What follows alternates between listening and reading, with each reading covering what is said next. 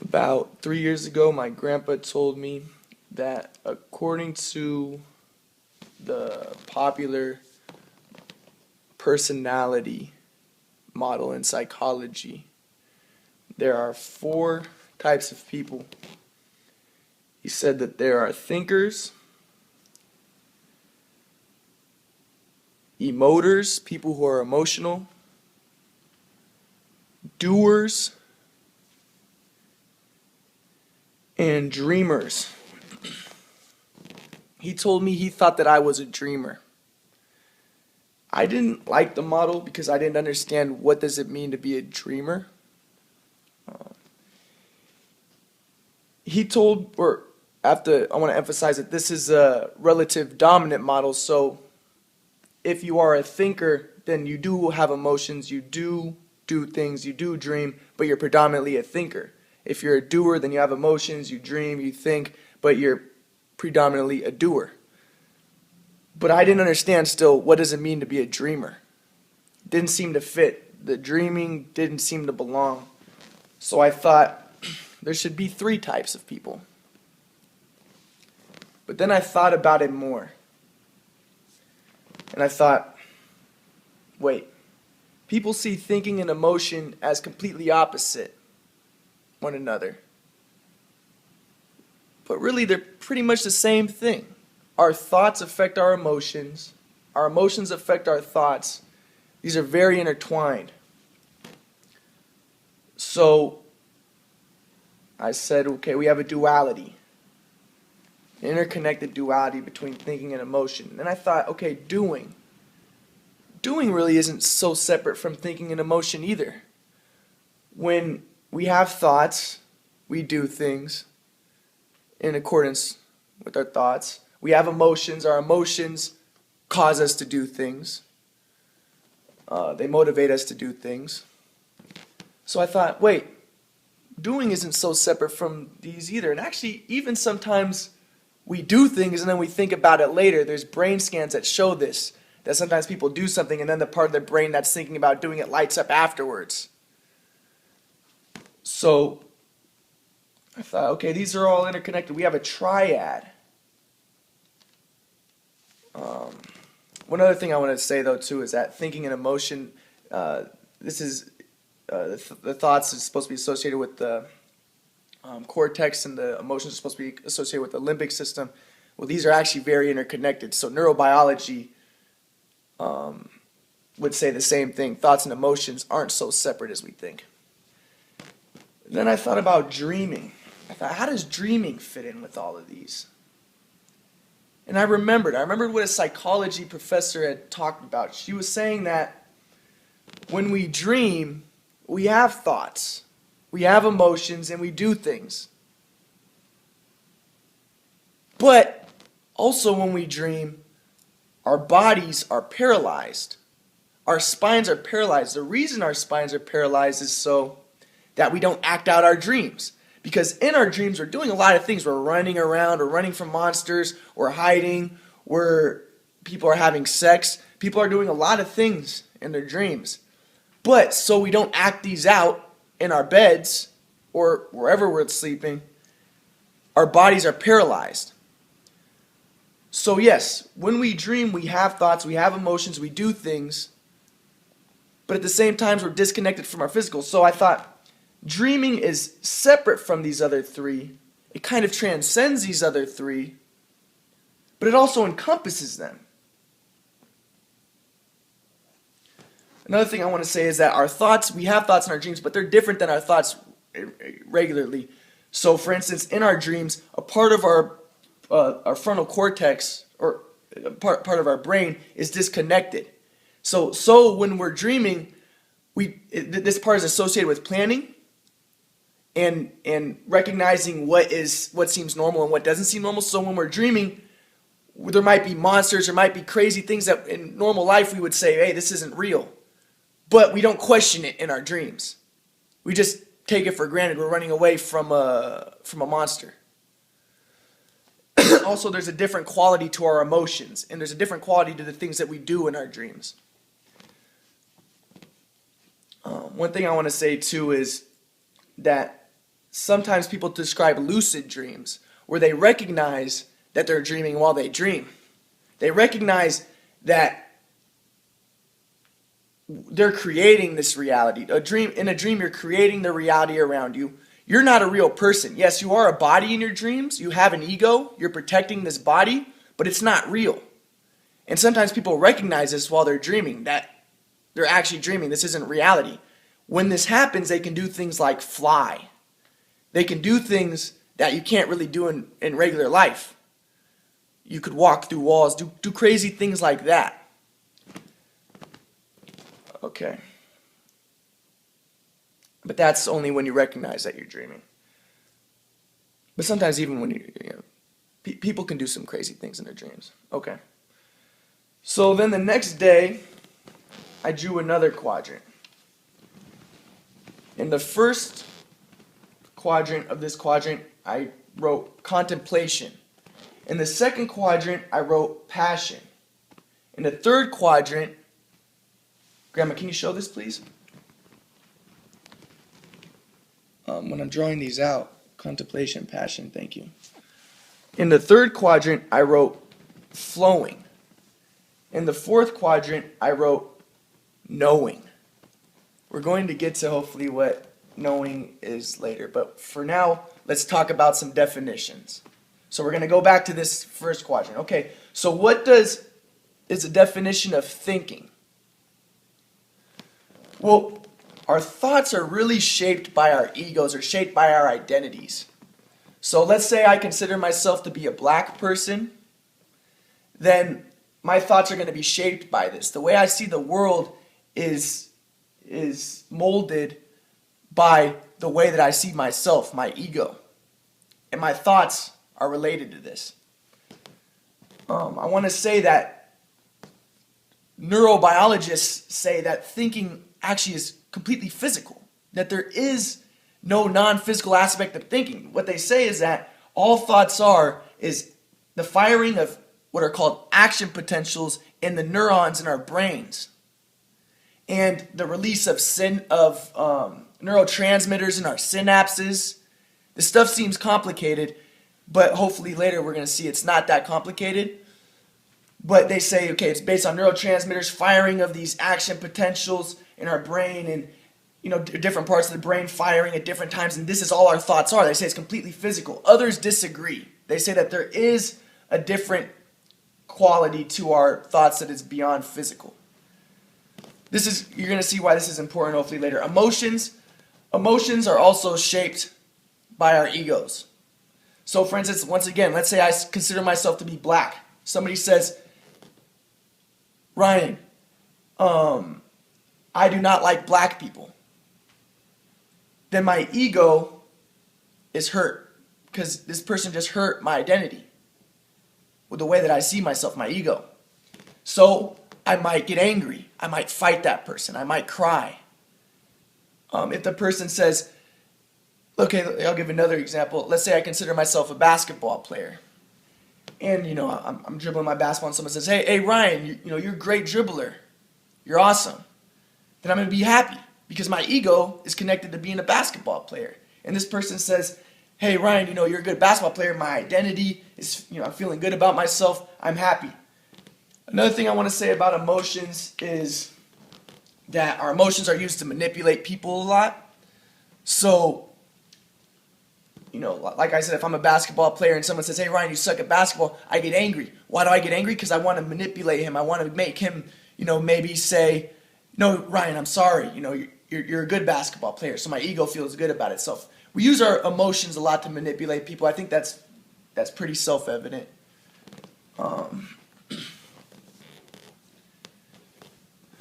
Okay.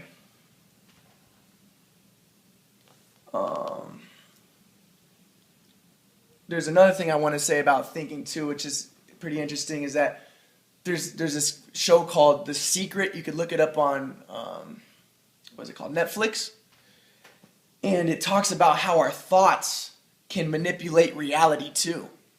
So our thoughts create. They say our thoughts create reality. So if you're thinking happy thoughts, then good things happen for you. If you're thinking bad thoughts, and bad things happen for you. So we're seeing this kind of magical quality of thought. And there's actually some evidence, scientific evidence, that this is true. So let me explain. There's this one experiment where they have a person think happy thoughts. And the person is near a water molecule. And they record how this water molecule reacts to this person's thoughts. And actually, the water molecule is changed. You can look this up. So if the person's thinking happy thoughts, the water molecule takes beautiful crystalline structures. It's hard to explain, but it just looks nice. But if the person's thinking bad thoughts, then the water molecule is affected by that. So there is evidence that our thoughts affect reality. So once again, our thoughts are kind of like actions. What we think affect things around us. So once again, thoughts and doing, they're not so separate. Okay. Emotions too. They've done the same experiments with our emotions. So if you're thinking happy thoughts, you're happy. When they make people happy, then it affects the water molecules. There's other experiments that show this too. Okay. Now, we do things. Usually what we do is connected with our egos. Once again, if I consider myself a basketball player, what am I going to be doing? I'm going to be practicing basketball. Interestingly,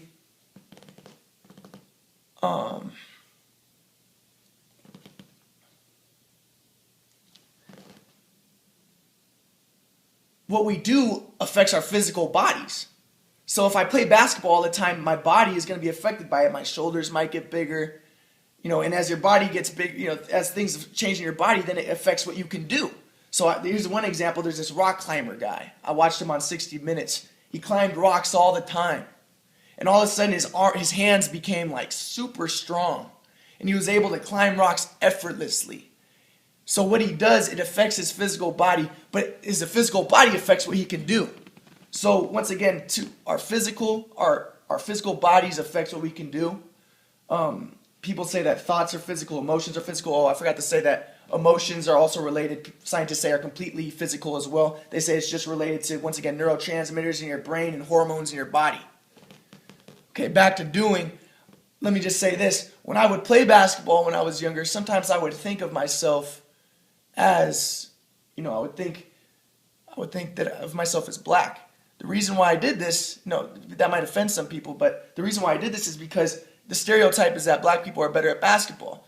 And I felt like I played better sometimes when I would think of myself as black when I was playing basketball. So our thoughts affect how we do things. I know Charles Barkley talked about emotions affecting how he does things. So before a game, Charles Barkley would describe that he would try to get it every once in a while. He would try to get himself extremely angry. He would try to make himself angry. And he thought that this made him play better.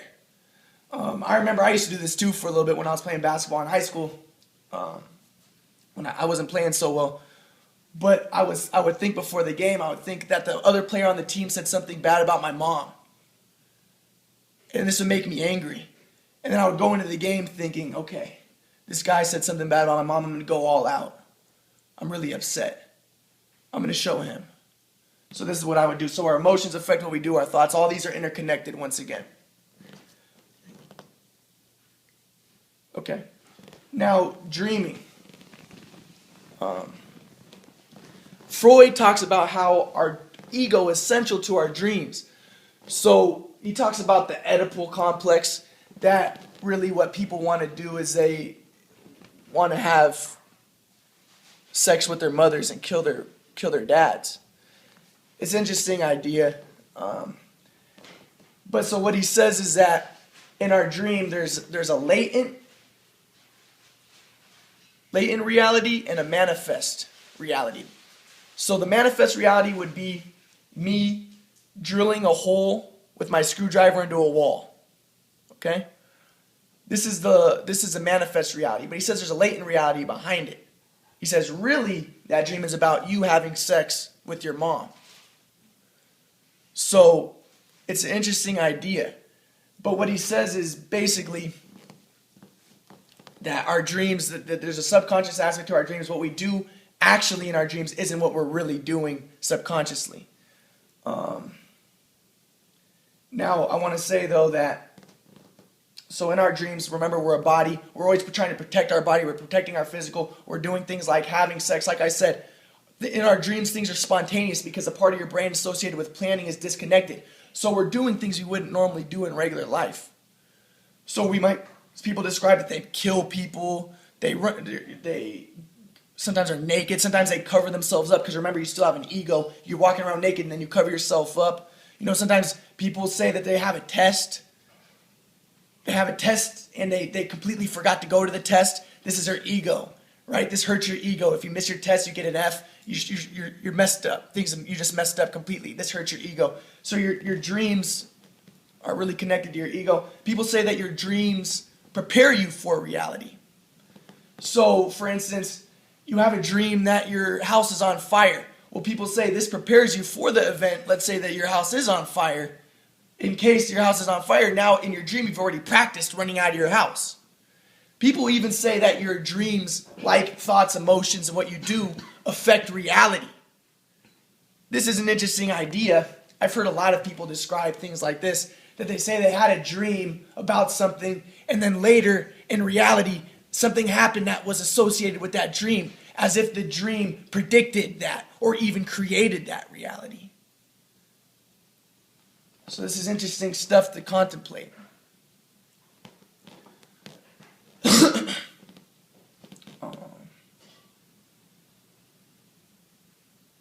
Okay.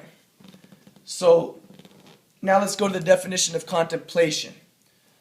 So when we contemplate, we focus on something completely. We put all our energy, all our focus on it. We're contemplating it. Often we search for patterns. We search for deeper meanings. All our focus is on something. We're contemplating it. I've heard somebody say that when people contemplate, they often focus on eternal qualities like beauty, truth, things that are beyond rational resolution. It's an interesting idea. But basically, the main thing about contemplation is it's not distracted. There's no distractions. All your energy, all your focus is on it. Is on something. Okay. Then we have passion. Once again, we have a duality. People say that contemplation and passion are completely different. Contemplation is mental, passion is more, people say it's more visceral. But we're going to get to it. Once again, it's a duality. They are interconnected. So my definition of passion, and I can always hopefully expand on these definitions, is when you're a product of something larger than yourself, greater than yourself, your ego, then you're passionate. It transforms you. You go all out. You put everything into it when you're passionate because you're part of something greater than yourself. It moves you. Interestingly, the word passion comes from the word suffering. Let me just see something. Yeah, okay, thank you. Comes from the word suffering. So I don't want to make passion seem like it's all good. It's difficult to be a part of something greater than yourself. There is suffering involved because you go all out. You put everything into it, and suffering can be attached to that. Interestingly, the word compassion means to suffer with. If you want to answer that, Grandma, I'll continue to talk. Grandma, can you? Hello? Yeah. So, compassion means to suffer with. Oh, great. I'll be there this afternoon then. So when people have empathy, Okay, thank you. when people are part of something larger than themselves, they see others as one with them. They don't see things as disconnected. They see the unity in things. Can't you break it? It's fine. I don't want to break it. I want to continue, hopefully. So then we have that if you see the unity of things, you see yourself as one with other people, then you suffer with them. You go all out, you're compassionate, but you're willing to give up. Sometimes people are willing to give up their lives for things when they're passionate. But, once again, people say contemplation and passion are different. Well, if you're passionate about something, you contemplate. You contemplate it. You put all your focus on it. You just contemplate it. If you contemplate something, then you become passionate about it. Okay, then the third quadrant, I put, Grandma, do you want to hopefully show? So the third quadrant, I put flowing. Wow, I'll do it. I wouldn't do this. All right, thank you, Grandma. It's fine. Okay. The third quadrant, when you were showing it, Grandma, you just have to look at the screen, so you have to see what you're showing. Because, okay. For the third quadrant, I put flowing. Now, flowing is synonymous with the zone. Michael Jordan talks about the zone. When we flow, everything is perfect. Everything is pure. You're not aware of your body. You're not aware of how you look. Your ego is dissolved. And what you do, ironically, looks perfect. What you do when you're a part of something greater than yourself, larger than yourself, and you're not aware of your body, all your attention is focused on one thing. You're not distracted. You flow. An interesting thing is, Michael Jordan talked about the flow. He talked about how when he would flow, when he would get in the zone, he said that there was a different subjective quality to time. He said that time would slow down. Reality just seemed different. Things were pure. Things were easy. My arm is getting sore. You could rest your arm, but just make sure you show me. Are you going to edit this? Yeah, no, it's fine. So let's just, Come over. Grandma, please. Okay. Okay, so yeah, things are pure. Things are easy. Okay. There's a different quality at a time. I also want to mention, I forgot to mention that in dreaming too, there's also a different subjective quality at a time. Think about it. When you have dreams, a whole night seems to be a few minutes. Time is different.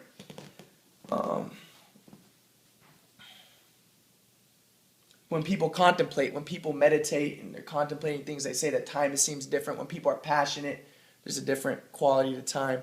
So yeah, there's a different subjective quality to time in all these. And then we have knowing. We're going to hopefully get to it later. One thing I want to mention too is that dreaming points to contemplation. So remember I said, can you see me inside of the thing, please? Okay, thank you. So when we dream,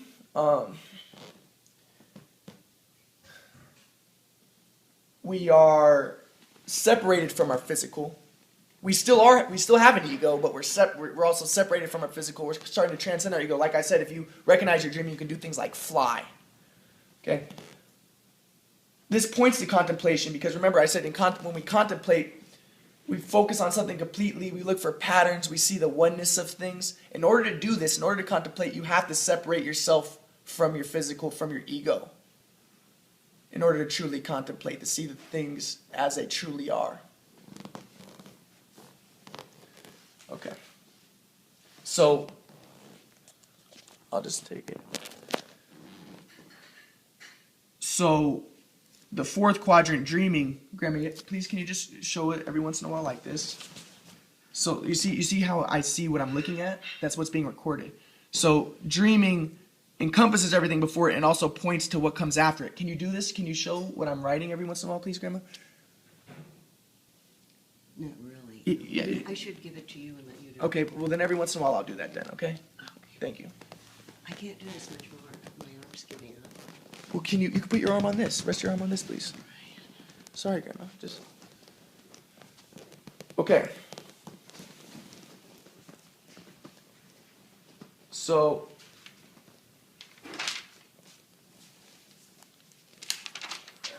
Now a little while later, you could put your arm on that if you want, Grandma. A little while later, I drew another quadrant.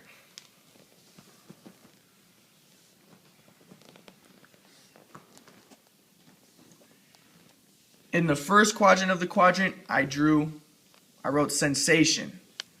In this quadrant, I wrote perception. You're not able to do this, Grandma, to Stop hold it? talking to me while you're Okay. doing this. In the third quadrant, I wrote response. In the fourth quadrant, I wrote awareness. Okay, see. There you go. All right, so once again, we have a duality. The duality is between sensation and perception. People say that sensation and perception are completely different, but once again, they're very connected. When we sense something, we gain usually electrical or chemical stimuli from our environment, and this stimuli is transduced to our brain, and we have this, our brain is collecting this raw data, this information from our environment. This is what our sensations are. We have our 5 senses. We're going to get into it more hopefully later. Perception, we have the duality. When we perceive something, we interpret this data from our environment. So we get this electrical stimuli. We see something. We see these electromagnetic waves, or these electromagnetic waves hit our eyes. They hit our photoreceptors. These go into the back of our brain, our occipital lobe, and then our brain interprets the stimuli. And then we have a perception, and that is our environment. Really, so our perception is an interpretation of what we sense, of the data from our environment. Really, it's not accurate. So in reality, I'm receiving ultraviolet rays hitting my eyes. I'm receiving all these different things. I have a blind spot. I have a blind spot where my, I guess it's where my retina, or it's where the optical nerve is hitting my retina.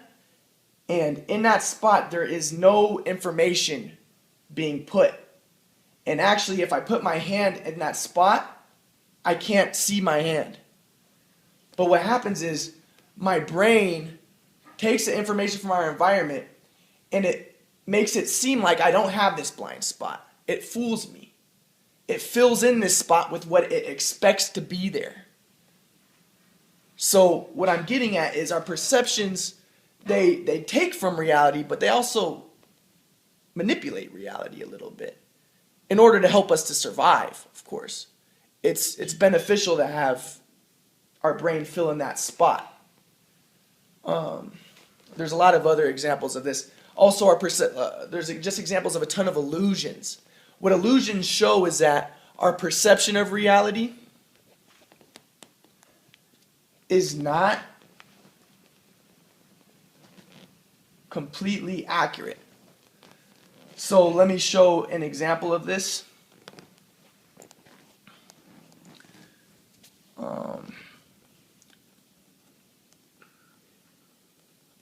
This is called the vase face example, where if you look at this, you can see this as, it's difficult to see with this camera, but you can see this as two faces. Here's the nose, here's the mouth, here's the chin, here's the nose, here's the mouth, so I'll put the eyes right here. Or you can see this as a vase. Hello? So Hello? So basically we only see what we're looking for, and we can switch back and forth to each one. Here's an example of an illusion. You have a line here and a line here. This line apparently, even though these lines are both the same size, this line to people, to their perceptions, it seems like it's longer than this line. This is an illusion. They're actually the same size, but our minds tell us that this line is longer.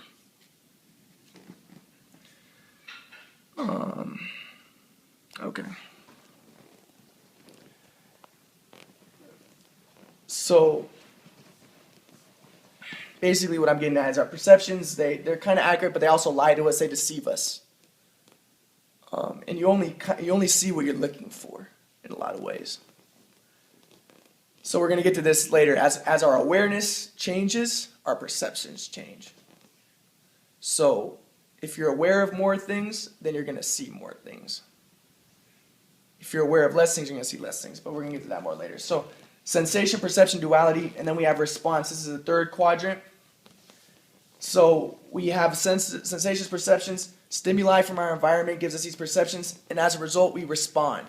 These responses are pre-programmed. They're hardwired responses. So an example is a flash of light hits my eye, I blink. Or someone does this, goes to punch me, I blink to protect my eye. It's a response. It's automatic. I don't even know that I'm doing it. It's pre-programmed. I have no choice in the manner. I have to do it. I just have to do it. So there's also there's a lot of things that are kind of pre-programmed in us. One example is people say that language, the way that we talk, is programmed into us before we're born. That's what Noam Chomsky talks about. Now, there's other examples of this, so let me give an example of like the gerbil. Gerbil, I think it's a gerbil. If you touch its butt, if it's a female gerbil or if it's a male gerbil with a female brain, it will arch its back. It's called lordosis. And that means that it's ready to be it's making itself open to be penetrated sexually by the penis. So this is an automatic response. It has a perception of the touch on its butt. It goes into its automatic response. It has no choice in the matter. It has to do it. Then we have awareness. Now, once again, awareness seems like it's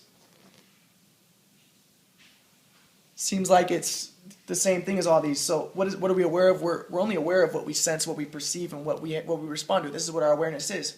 But at the same time, it's different. Our awareness is a conscious perception, kind of. So let me give an example of awareness. So what they call this the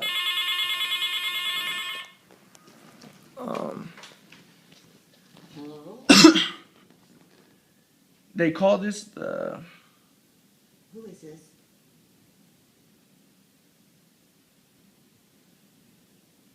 ballroom party effect, I think. Who are you and what do you want?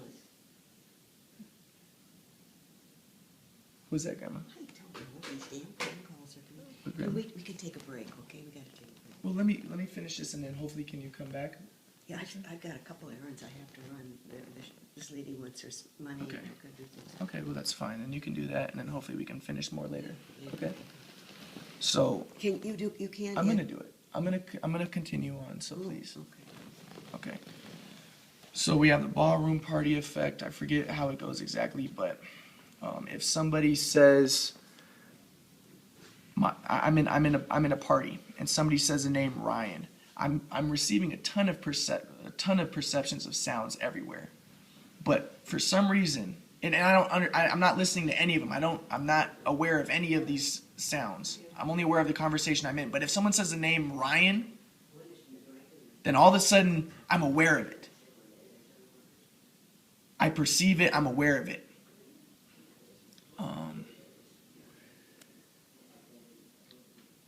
We're aware of things we don't realize we're aware of. I gave this example before where there's a firefighter.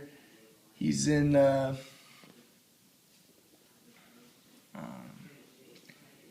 he's fighting a fire. He's in a house, and then next thing he knows, he has this instinct. Something's telling him he has to run out of the house. He runs out, and then the next thing he knows, there's a backdraft. Fire shoots out of the house, and it almost kills him, but he makes it just on time. Now, he didn't realize that he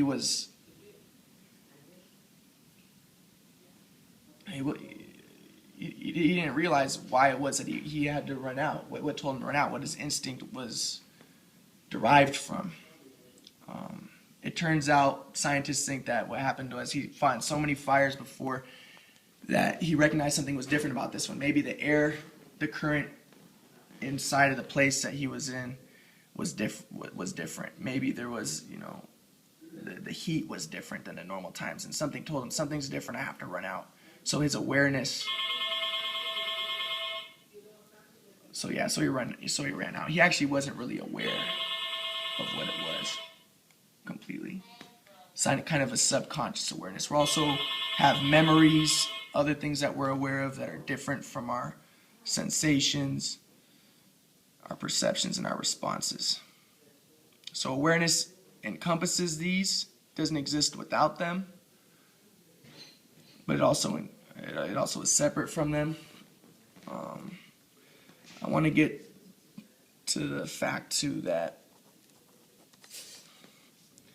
there's such thing as self-awareness. A lot of animals have perceptions. They have sensation, perceptions, and responses, but they don't have self-awareness. They don't realize that they're a separate self. The way that they test this is scientists put a dot on their heads while they look into a mirror. Some chimpanzees will try to take the dot off of their heads because they're aware that they have a self. Scientists also think that dolphins have self-awareness. They do other tests to indicate that.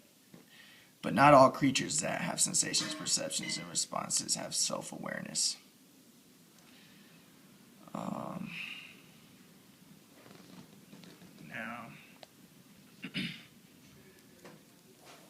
little while later, I drew another quadrant. In the first part, I wrote belief. The second part, I wrote faith. Grandma! Can you just listen? Can you just listen to what I have to say so you understand? What you're saying, you mean? Yeah, into the phone, please. Can you just listen? You don't have to hold the phone. I'll hold the phone, but can you just listen, please? Right now, I've got other things I have to do right now, okay? Grandma, you promised that you would finish up the taping. But I've got too many things to go on. We'll do the taping, don't worry. But you're going to miss the important stuff. All right, whatever.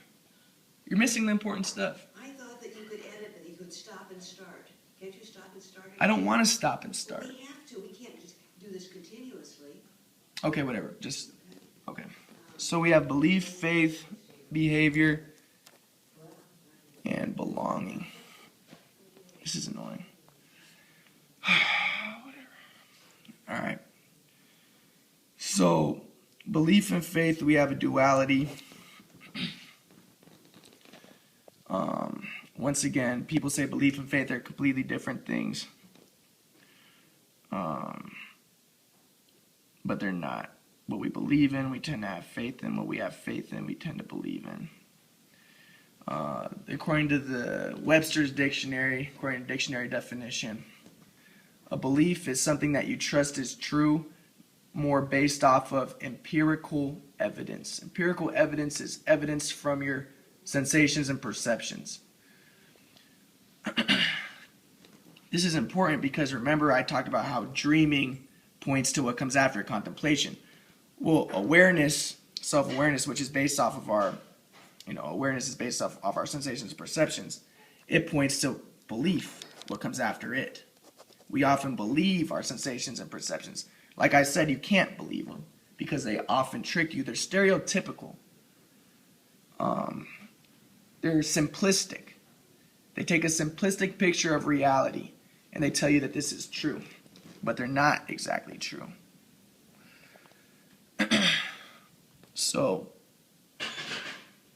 awareness points to belief. Also, and interestingly, awareness, the word awareness its etymology derives from the word wary, which means cautious.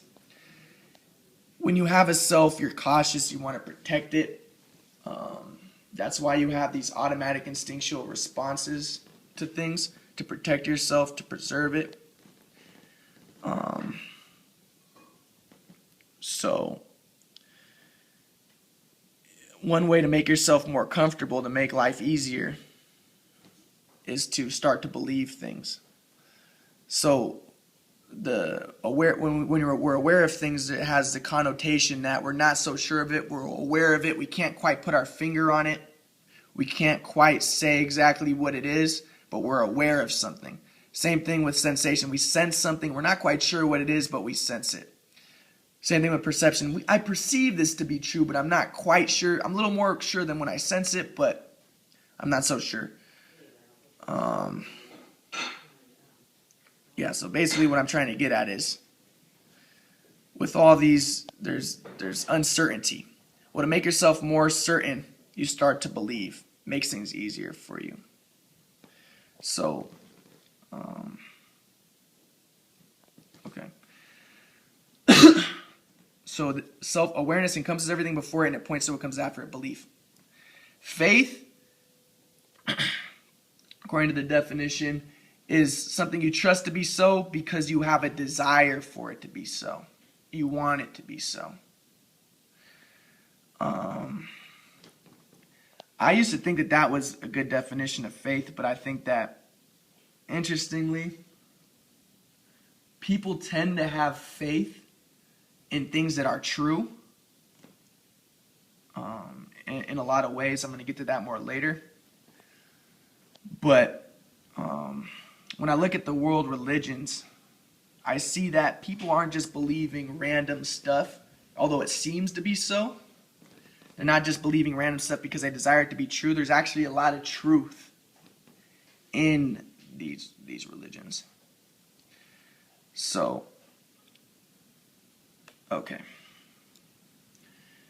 So then we have behavior. When we have beliefs and faiths, we have behaviors that are in accordance with our beliefs and our faiths. Interestingly, too, I want to mention that we tend to believe and have faith in things that authority figures say are true. So if an authority says something is true, then we tend to have more belief and faith in it. So for instance, a doctor says, this medicine is going to work. The person takes it, he gets cured. Well, there's this effect in psychology called the placebo effect. The person believed that the doctor's medicine would help him. He had faith in the doctor because he's an authority figure. As a result, it actually worked. It actually cured him. Even though the medicine a lot of times is a placebo. Sometimes it's just a water tablet or a sugar tablet. It should have no effect on the person. But the person's belief that it will have an effect on him, his faith, causes him to be cured, to be healed. I forgot to mention that sensation, perception, response, and awareness, it's all very mental. We talked about how we get the stimuli and it's interpreted by our brains, and our brains tell us what to do, and our awareness is our consciousness. It's completely mental, conscious perceptions. Well, the second quadrant, is it's kind of like in your gut. It's homeostasis. Like I said, belief, it makes you comfortable. Faith, it makes you comfortable.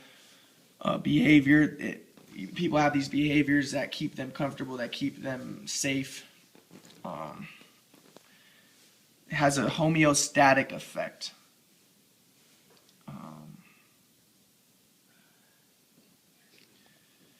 I want to say too that belief derives from the word belief, and belief derives from the word love. So be love has the same, the etymology of belief is be love. Okay, then we have, so another thing I want to say though too is, remember, authority figures tell people what to believe and have faith in. Well, also what other people believe and have faith in, people tend to believe and have faith in and behave. So if a lot of people are behaving in a certain way, other people behave in that way. So an example is people walk into a elevator and everyone's facing the opposite direction, and that person going to face the opposite direction. He's going to behave like they all are behaving in order to fit in order to not shake things up. All right.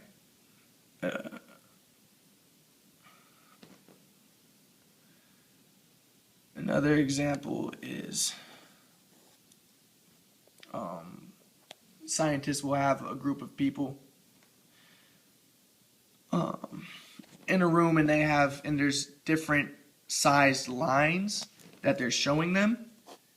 And they'll have confederates. Confederates are people who are in on the experiment and a person who doesn't realize that this is an experiment.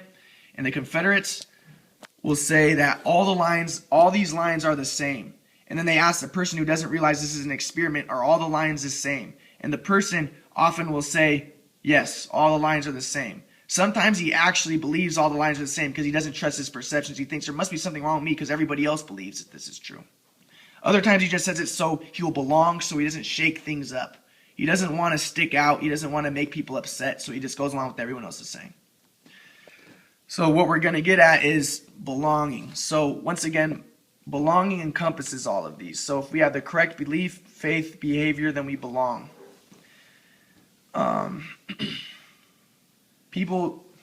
Psychologists talk about there's this fundamental, essential desire that we all have to belong. It's elementary to our beings to belong. Everybody wants to belong.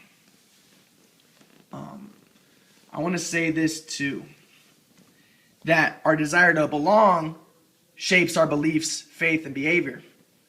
So let me give an example.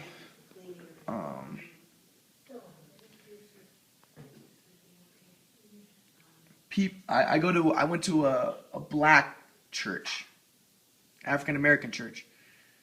It's called a black church, and the people in the church believed that Jesus was black. Their beliefs are shaped by their desire to belong, to feel good about themselves. I go to a white church, and the white people think that Jesus is white. You go to a Jewish synagogue, and they say that Jesus was a false prophet. Not a prophet either. He's just making stuff up. Then you go to a Christian place, and they say, no, the Jews are wrong. We are the true Jewish people. We are the new Israelites. The churches. One thing I want to say about belonging is it's very tied to genetics.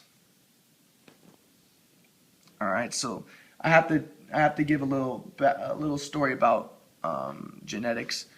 So according to scientists, what happened was a long time ago, there was one group that left Africa, and they spread throughout the world. One group of people.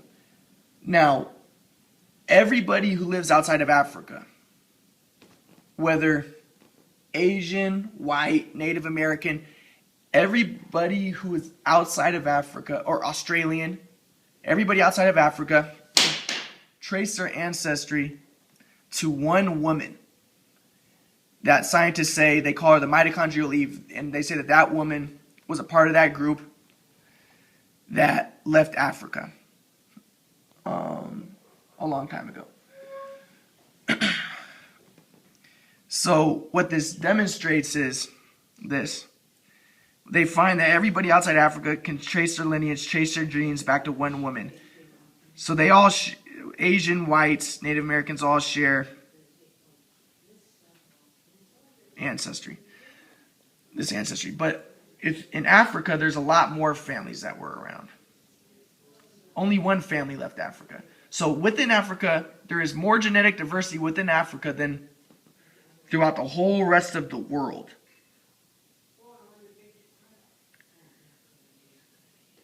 Now, this to me, I think, explains a lot of racism.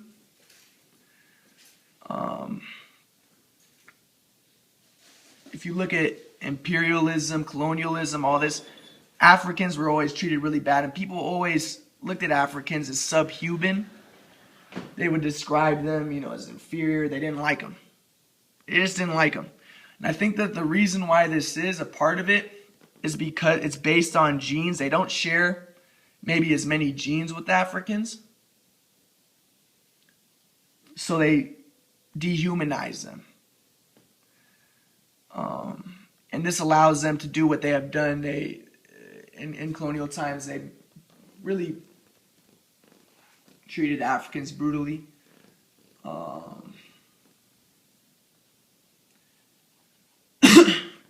they use them as slaves and stuff, yeah. But the slaves have been used with every culture. But then they left Africa, and still within Africa you see a lot of people are struggling. And I know for a fact, living in the world, that a lot of people are racist against African or against black people, whether Asian, white, or Mexican, Native American, whatever. I used to think that, I do agree with what sociologists say. They say race is a social construction, not entirely based on biology, created by the group in power in order to entrench power into itself. That's true, but I do think that it's a mistake to separate genetics and evolutionary psychology from racism.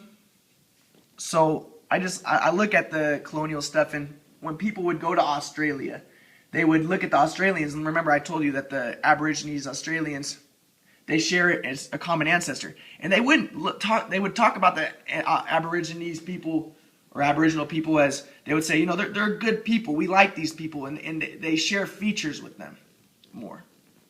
They even said the same thing about Native Americans. With the Native American, they would say, yeah, they're a noble race. They would say things like this. Of course, they would say they're inferior to us because still there is genetic differences between Europeans and them, and between Asians, and there is genetic differences, not as much though as between them and Africans, because like I said, there's more genetic diversity within Africa than if you go outside of Africa and look at the whole world.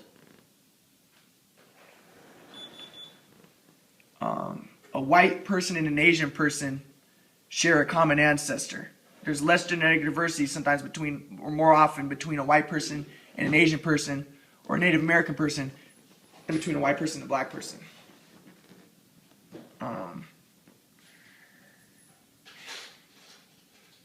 Now, people would say, yeah, like I said, they would go to the Native Americans, they would say, yeah, they're a noble race, we like them, they're inferior to us, but then when they would go to Africa, you would always see intense racism toward the Africans. And I think a part of it has to do with genetics. So what I'm getting at is genetics is important in belonging. So here's another example. Jewish people say that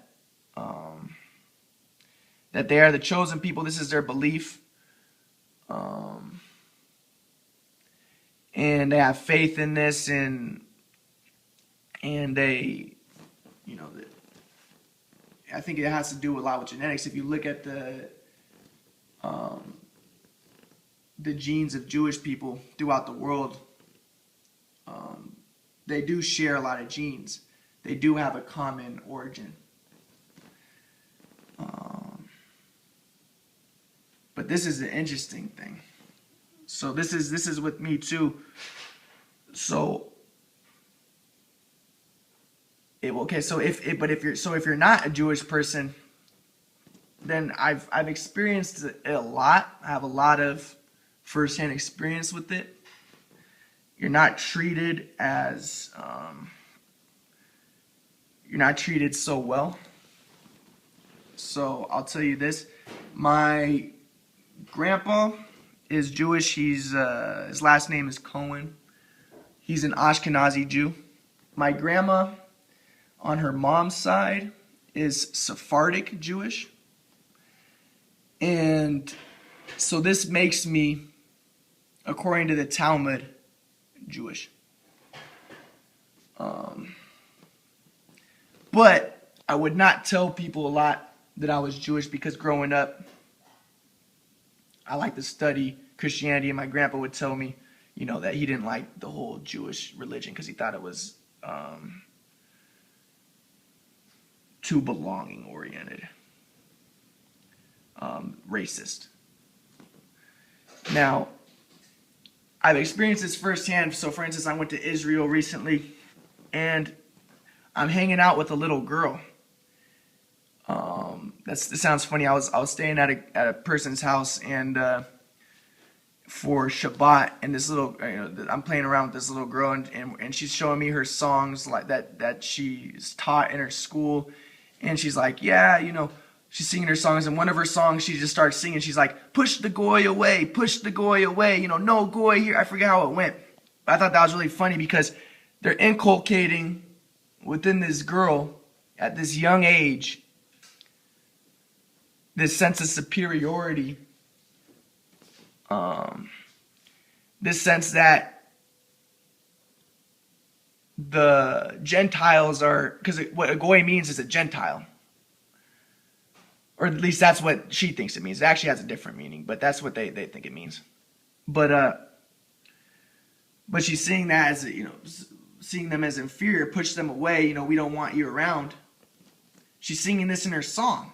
This is being inculcated within her. We're seeing this, and I think that a part of it has to do with genetics. Most Jews do share common genes, and there's a desire to preserve your genes and keep them going on. And one way you do that is you stick together, and dehumanize other groups. And your beliefs, your faith, your behaviors are shaped by this desire to belong. And your belonging is shaped a lot by your genes, I want to say. Let me see what else. Oh, so here's another example. When I first I started going to synagogue type of thing. Not really synagogue, but like Shabbat dinners at my school about 2 years ago. And I just met this rabbi. And, he's suspicious of me because I just start coming to this, so I could tell he's suspicious. I'm good at judging people. And so I'm sitting with them, and we're talking about, I signed up for this thing where we read Kabbalah type of stuff. And then I had told at a dinner, he had called me out, and he made me tell my life story. But like I said, he was suspicious of me. He wanted me to tell my life story. And he tried to make it seem like, he does this to, I was in a random seat, and he does this all the time. He was faking it. But he tries to tell me made me say my life story. So I'm saying like, okay, I grew up, blah blah blah. I never really, I went to Hebrew preschool. But after that, I never really did anything related to Judaism. And I studied a lot of Christianity. I studied Hinduism. I studied all types of stuff, but I never really, considered myself any religion. I wouldn't tell people that I was any religion. So I'm sitting with the rabbi later after this, and he asked me a question, like he says, so Ryan, you played basketball when you were young? I was like, yeah. He says, what's wrong? You're too short to make it, or something like that. And I was like, he's this pretty short guy, so I was just like, no, not really. I was like, it doesn't matter how short you are.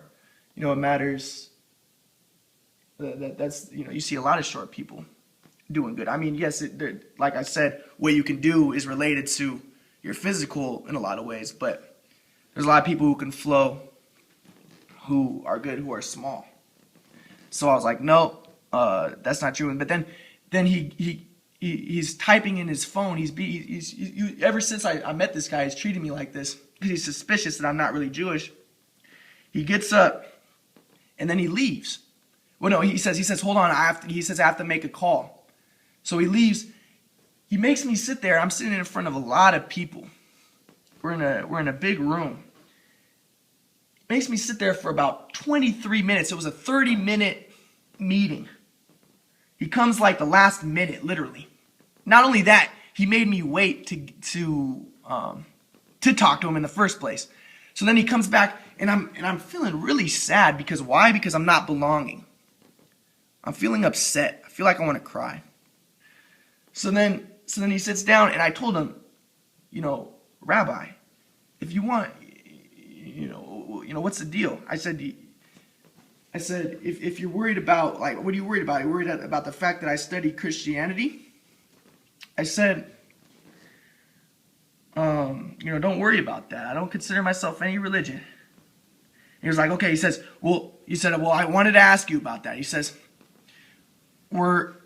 so your mom is Jewish, right? What I'm getting at is, I could believe everything Jewish people believe. I can have the same faith as them. I can have the same behavior.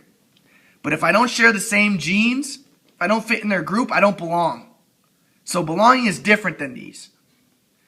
But it also encompasses all of them, right? So I say, wait,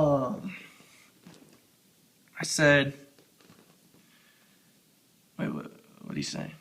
Oh, he said, so your mom's Jewish? I was like, yes, my mom's Jewish. He says, so you said your mom's mom is Jewish. I said, yeah, my mom's mom is Jewish. He was like, okay. But even after that, he still has treated me funny.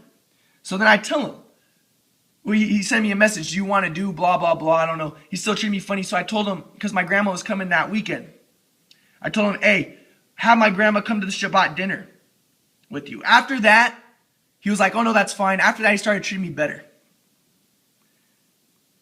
If you don't have the right genes, if you don't fit in,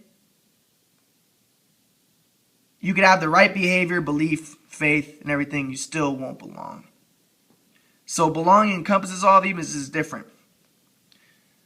We saw this in history with the Jews too. Jews would convert to Christianity sometimes in history in order to belong, in order to be able to fit into the culture that they were in. Like Disraeli did this, other Jews did this. But a lot of times they still didn't belong. The Christians didn't, they didn't trust them.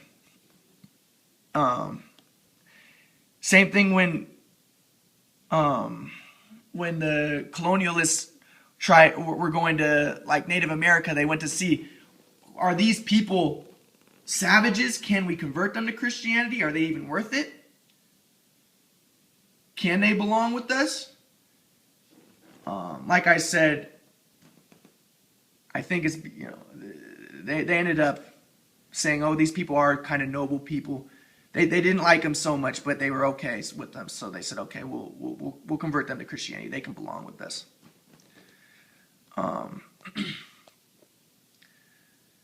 So, belief, faith, behavior, belonging. I want to get at, remember, the fourth quadrant always encompasses everything before it, but it also points to what comes after it. So once you belong, then you realize that it's not good enough, you're not content, you long to be. So we see a dual connotation within all these. Awareness, there's also beware. You beware, you're cautious. Awareness, self-awareness, you're cautious, you beware. It leads to social awareness. So this is instinctual. The first quadrant is instinctual, intuitive. Consciousness, these are the four levels of consciousness. Wilbur talked about these. Then we have social, mythical, magical consciousness. Now we're in a group, we believe, we have faith, behavior, belonging. Now we long to be. Sometimes we don't belong, and we decide to then think.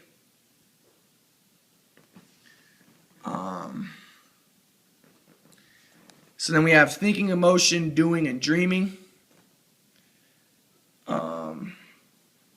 So belonging encompasses all these, and it points to what comes after thinking, emotion, doing, dreaming. Dreaming encompasses all of these. Remember, you're separated from your body, your physical, your ego. Then it points to contemplation. Then you contemplate, you have passion, you flow, and you know. One other thing, though, I want to say about genetics with the Jewish people is, like I said, my grandma is Sephardic Jewish on her mom's side.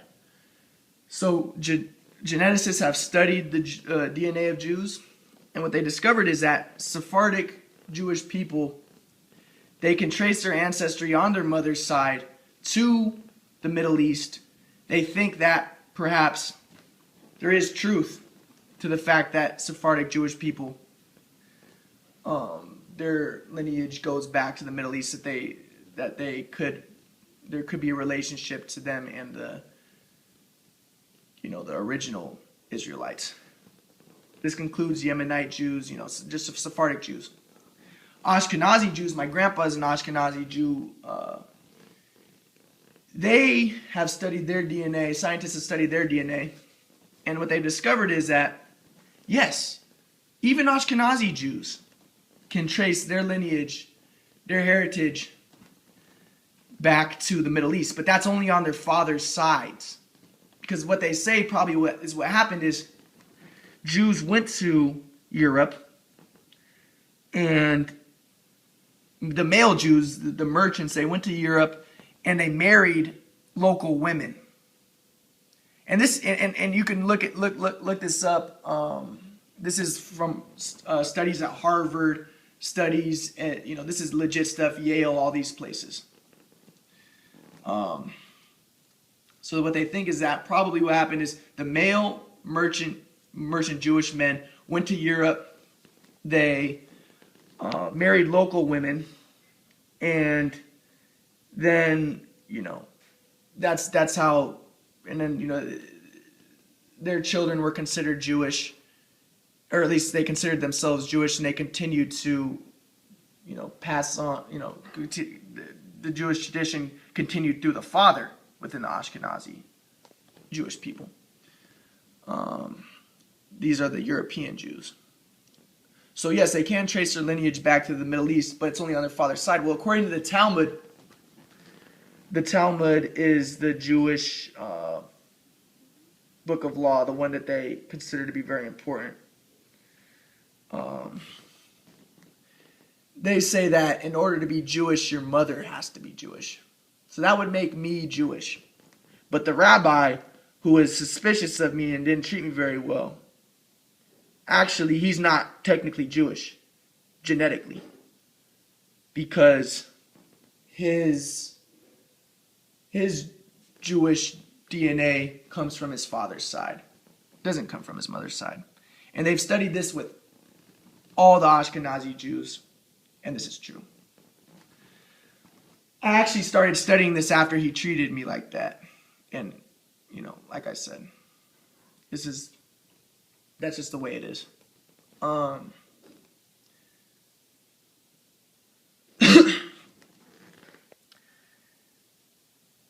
Now, what was I going to say too?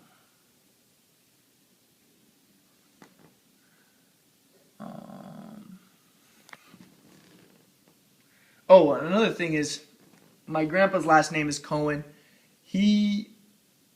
Cohenim are supposed to be descendants of Aaron. They've actually found that 70% of Cohenim can trace their descendants back to Aaron. Aaron was Moses' brother.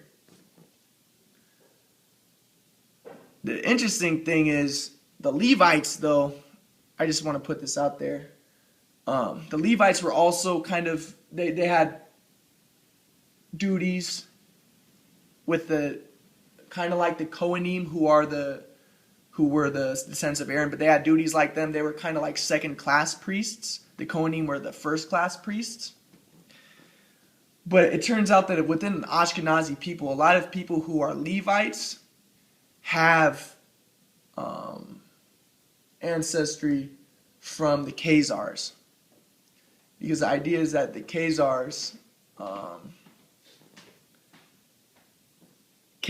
were, the nobles of the Khazars wanted to convert to, some of them wanted to convert to Judaism.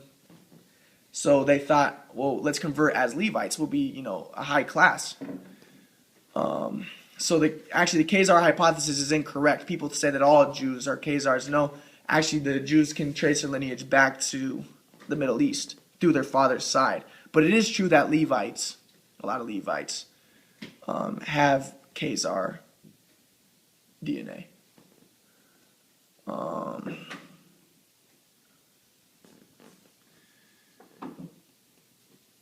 Now, so we talked. Okay, so then this is rational interpersonal consciousness, the third level, and then we have transpersonal, transrational consciousness. Contemplation, passion, flowing, and knowing. Now, what I want to say about knowing is, knowing, the study of knowing is called epistemology, study of knowledge. There's a lot of difficulty with epistemology. I'll just go over some quick stuff. One is the problem of induction. People say you can't really know things because how do we know that tomorrow things are going to be the same as today? So for instance, I can say that I know that the sun rises every day, but that's just because the sun has risen every day. So, but can I know that the sun is going to rise tomorrow?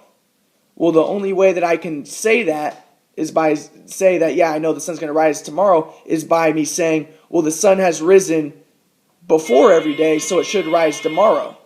But the question is, how do we know that just because something happened a lot of times before, it's going to happen again? This is the problem of induction.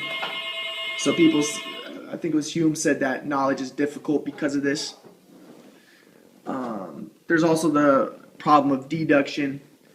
This is basically what they say with this. I'm not an expert with all this stuff, but they say that you can't really know things based off of logic, because they say that maybe the rules of logic are not true. That's essentially what that problem of deduction is. Some people came up with the idea that, okay, what knowledge is it's a true belief. So we have belief and knowledge, but knowledge is a true belief. It's not just a belief, it's a true belief. And it's not just a true belief, but it's a true belief with justification.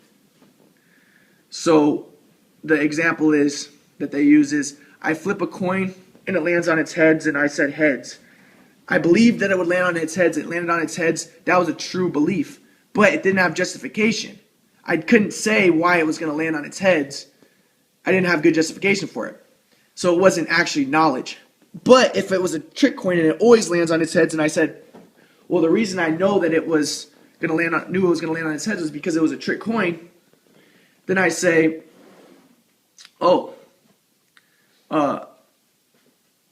I have knowledge. I had knowledge of it because I had a true belief, and I knew it was going to land on its head because it was a trick coin. So this is actually true knowledge. Now, so the definition of knowledge, they said, is philosopher said, is a justified true belief. But then some other philosophers came around and they said, actually, no, this is false. He came up with this idea using the matrix. He said, okay, there's a barn, and it has all the definitions that a barn should have. It's red, it carries animals, it fits every description of a barn. And I say it's a barn, so I have knowledge that it's a barn. But he said, actually, it's not a barn. He said, we're living in a matrix, and it's a projection of a barn. This isn't really a barn. It's a projection of a barn, or it could be like a dream. It's like a dream world, and this is a dream projection of a barn. It's not really a barn. So he was saying, because we don't know that for all we know, we could be living in a matrix, we can't really have any true knowledge. Because really, that barn is just numbers, and it's just an illusion of a barn. Now, what I'm going to propose based on this model, and you're going to see how this is going to work, hopefully, is that we can have true knowledge. We can have knowledge. We can know. This is what I'm going to get at. Plato said that our world is just a reflection, a shadow of an eternal world, an eternal reality. That there is a true reality. Our world is just an embodiment of it. St. Paul said that our world is just a manifestation of Christ. He said that our world is just the shadow of heaven. That there is an eternal reality, and our world is just a reflection of it. I think I know the form through which all things manifest. And that form is the quadrant, or the cross.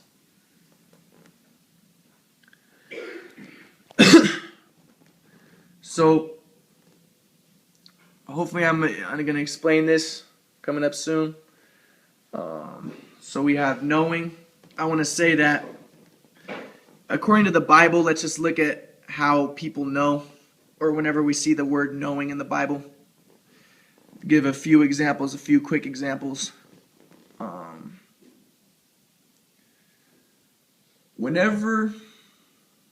Okay, let's look at the first example of knowing in the Bible. It's the tree of knowledge of good and evil.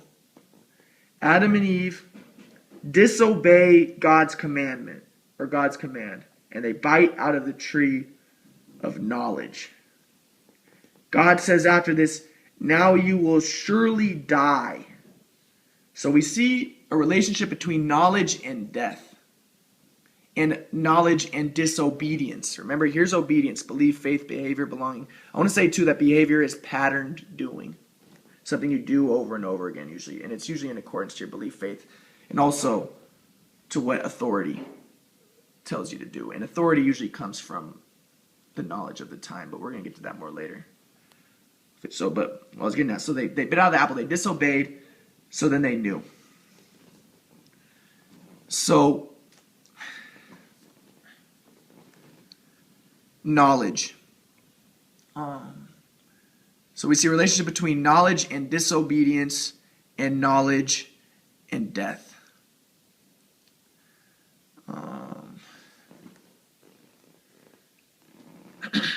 Interestingly, right after that too, God's upset and he says, "No, now that they've been out of the tree of knowledge, they can one day become like us."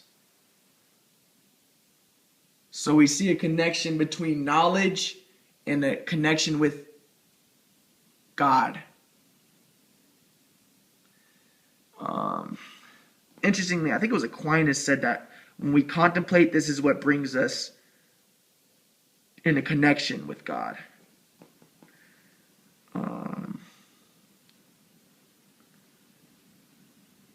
Yeah, I think it was him, or it was another one of those guys that people like a lot, one of those medieval philosophers.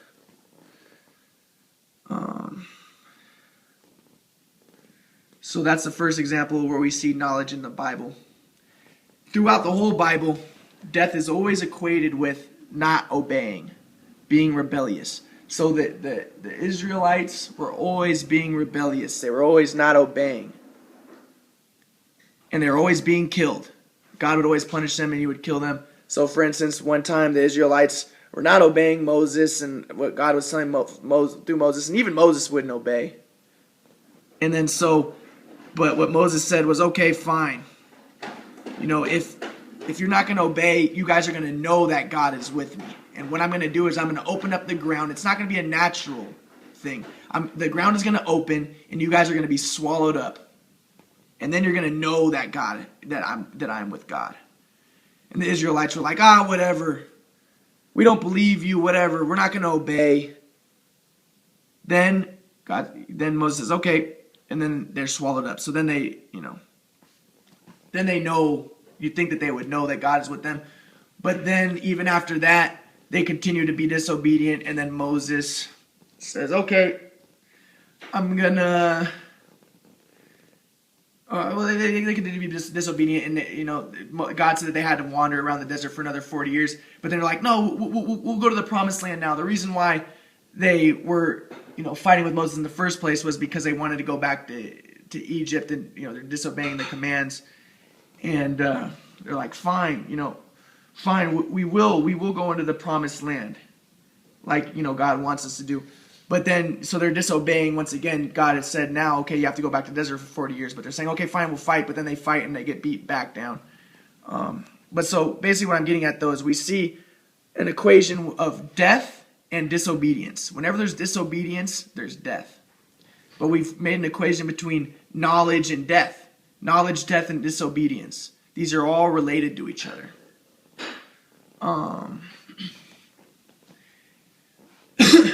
There's a story of a man who is his dad was Egyptian, his mother was an Israelite. And his mother... Well, anyways, he ends up blaspheming, quote unquote, the name of God. And then the Israelites, he disobeyed. He disobeyed an important commandment. Now he must die. Disobedience and death. So he's thrown out of the community and he has to be stoned. I've heard some people say that this was a foreshadowing of Jesus. Or they say that Jesus also, the Israelites said that his dad was a Roman. And that his mom was an Israelite. And that he was illegitimate. And they ended up killing him for blaspheming the name of God. So I've heard people say that this is foreshadowing. But what I'm getting at is we see an equation of disobedience. Now he must be killed. And we've already made the relationship between death and knowledge. Eating of the apple and death. So death and knowledge are equivalent. I want to say too that there's a relationship between sex and knowledge. So I've heard a rabbi saying that eating from the tree of knowledge was metaphorical of having sex. He says that the fruit was probably grapes, and it was that's wine, and that the snake is a phallic symbol, and probably what happened was metaphorically Adam and Eve had sex. Now there's precedence also later in the Tanakh. One of Jacob's sons has sex with one of his wives. It wasn't his mom, but it was one of Jacob's wives. One of Jacob's sons has sex with one of his wives because Jacob had more than one wife.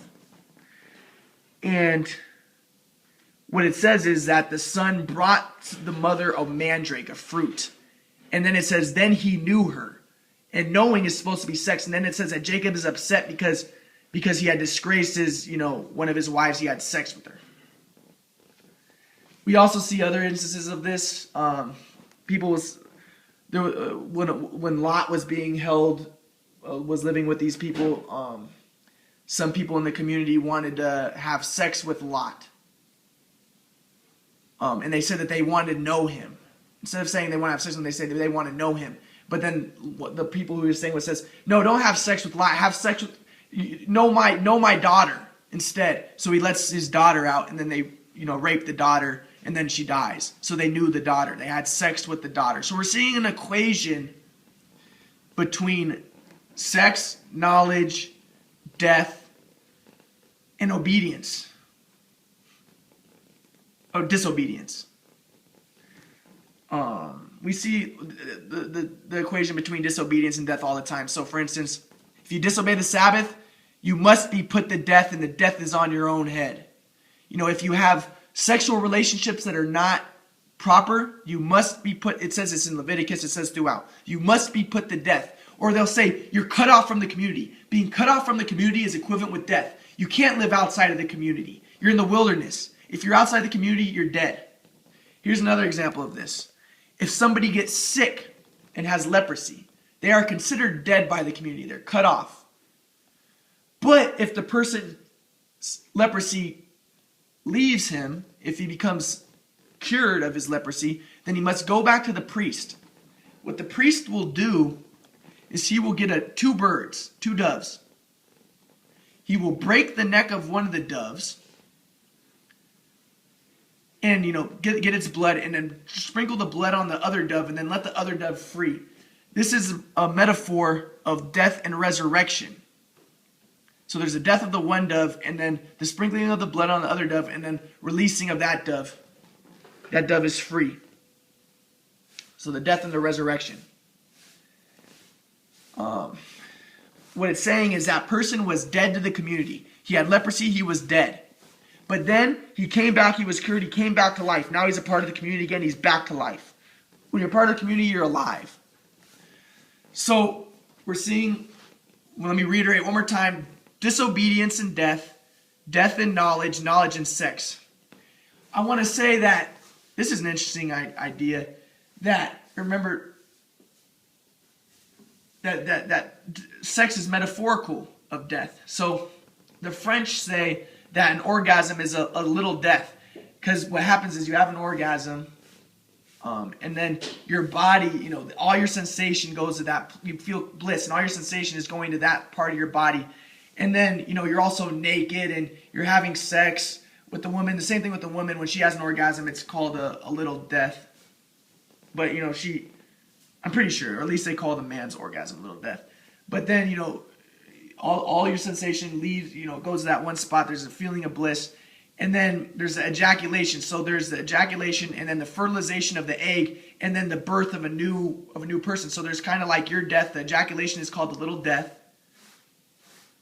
And then the fertilization of the egg. So then there's the rebirth. So your death brings a rebirth. People say that sex is a primitive, animalistic type of thing. So you must kind of let go of your ego to have sex. You have to get naked. You have to, people say it's kind of animalistic. So it's kind of like dying.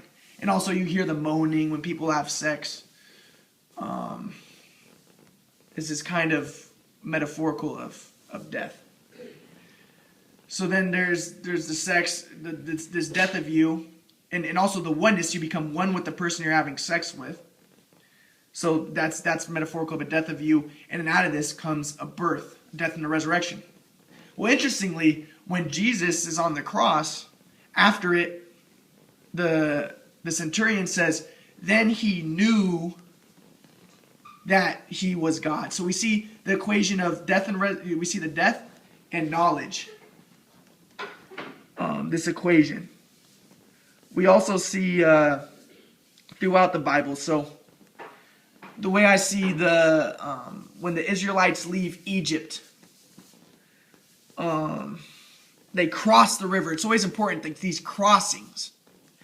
It's not a coincidence that they use the word cross. It's symbolic of the cross. The death of the old life. Remember, they had this home in Egypt, the safety, and then they're leaving it. The death of the old, and they're going into the new. The death and the resurrection, they die. So the splitting of the Red Sea, the crossing of the Red Sea, and after this, they knew the Lord was with them. So we see this equation.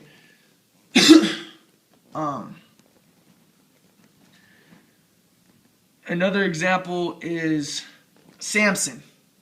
Samson is, he's causing a lot of trouble for the Israelites and the Philistines, because what he's doing is he's pissing the Philistines off because he's killing all of them.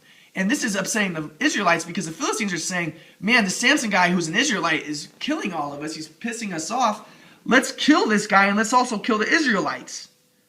So the Israelites are saying, no, we need to get rid of, we need to give Samson to the Philistines, because he's not only going to, he's not only messing with them, he's also hurting us. The Philistines are going to, attack us now because of this.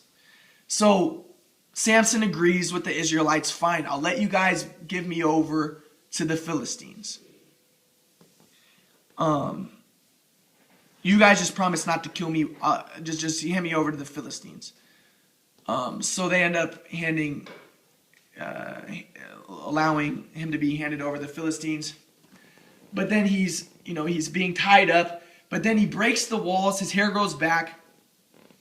We're gonna get to this more about how it relates to the form, though. But his hair grows back, and then it breaks the walls, and then he kills more Philistines when he was alive. When he died, than when he was alive. And then it says, then they knew the Lord was with them. Every time after these crossings or these deaths, they know that the Lord's with them. Another example is when the Israelites are fighting, and I forget the people who they are fighting. I'm going to guess it was, I'm just going to say the Gideonites, but I think that I'm using the wrong word. But they're fighting this group, and then all of a sudden, the sun stands still. Remember, we talked about how when you flow, there's a subjective experience of time which changes. Mike Jordan talks about how time seems to slow down. Well, what could have happened is, perhaps while they were fighting, they got into the zone. They started to flow. One thing I want to say is people say that they flow the most when they're under a lot of pressure and a lot of stress. When I would write raps, I like to write my raps when I was under a lot of stress, because some reason it helped me flow more. And when I would write it, I wouldn't plan out what I'm going to do next. When you flow, you're not planning out anything. Everything is spontaneous. And what I would write would be a lot better that way. Same thing if you're playing ball or anything. If you're planning out what you're going to do, you're not that good. But when you're flowing, You don't know what you're going to do next. It's a surprise even to you. Even scientists, when they contemplate things a lot and they have passion about something, Einstein said that he would contemplate something a lot, and then he said he would exhaust all his resources, and then all of a sudden, as if perhaps when he was biting out of an apple, the idea would come to him, and then he would know. So it's a surprise even to the person who's flowing. I know that Hot Sauce said his best move came, and the same thing happened with me with a move that I like to do. He was just dribbling around. He was playing all the time. He was passionate about basketball. Next thing he knew, he did this crazy move, and the dude went flying. And he didn't even know what he did. But the dude went flying, and then he kept on doing it, and he did the same thing that he did the last time, and the dude went flying. He was flowing. He didn't know what he was going to do next, and out of this came this move that he still uses to this day all the time. So this is what flowing is. You don't know what you're going to do next. But anyways, back to the Israelites fighting. The sun stood still. They got into the zone. Then they continued to fight.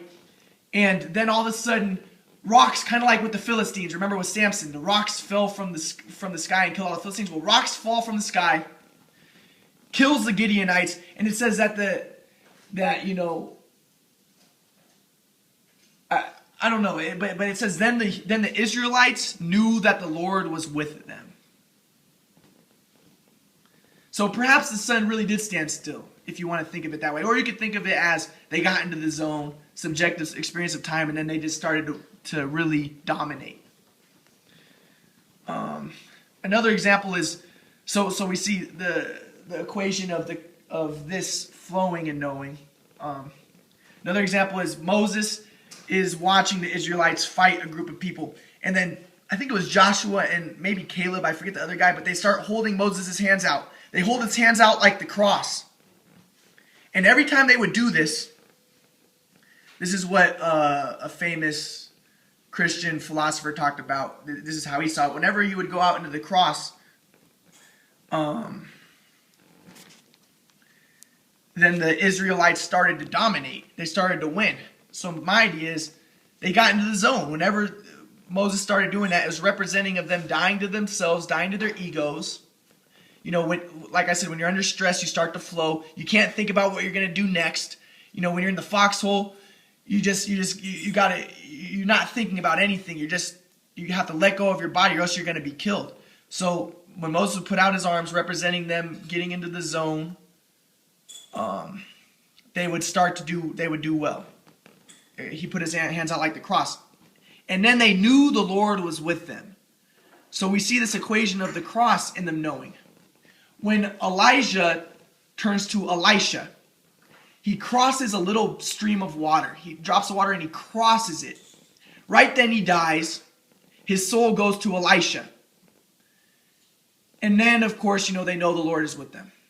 You knew the Lord is with them. You always see after these events, it says something like, and then, so-and-so knew the Lord was with them after these events that relate to stuff that has to do with the cross. We're going to get to this more later. Let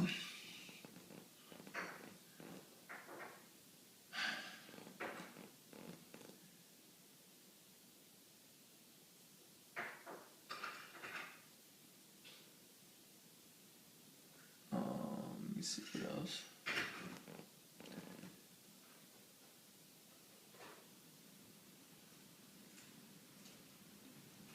Okay, and anyways, I was going to get to the fact that, so we have knowing, and then remember we have the dual connotation, awareness and being aware and beware, self-awareness and social awareness points to this.